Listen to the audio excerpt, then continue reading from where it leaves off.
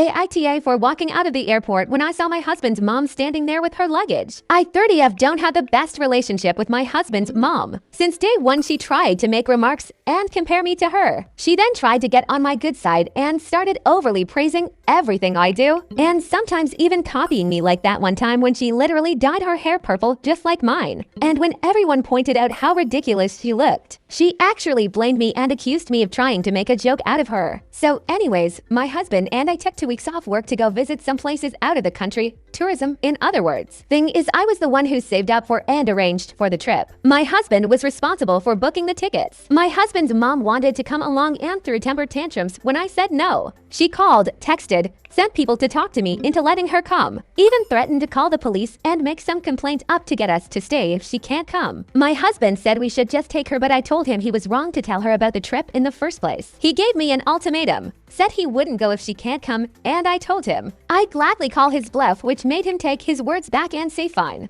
I will tell her to stop it because we won't take her. Things got quieter, suspiciously quieter. The day of the trip came and we got to the airport at 2 p.m. My husband was walking ahead of me and was looking left and right like he was looking for someone. I asked him, but he didn't respond. He led me to the waiting area, and the first thing I saw was his mom standing there with her luggage. I froze in my spot. I felt a cold wave washing over me and I was fuming inside. She and my husband were hugging. That's when I quietly turned around and started walking towards the exit. My husband followed me while shouting at me to stop. He tried to stop me, but I told him off the harshest way possible. He tried to say I was overreacting and that his mom was there anyway, and I should let it go and not mess the trip up for us. I told him he and his mom could still go and that I was going home. I went home and sobbed into my dog's fur for several minutes. An hour later, he came home yelling and raging about how pathetic and spiteful I was to walk out and go home and ruin the trip last minute. I told him he caused this to happen. He said that I was being so hard on his mom, it's ridiculous. My family said that I shouldn't have ruined it for myself and should have sucked it up and done my best to enjoy. Did I really overreact? Let's read some comments. I don't want to call the divorce card, but divorce. You told your boundaries. You said no.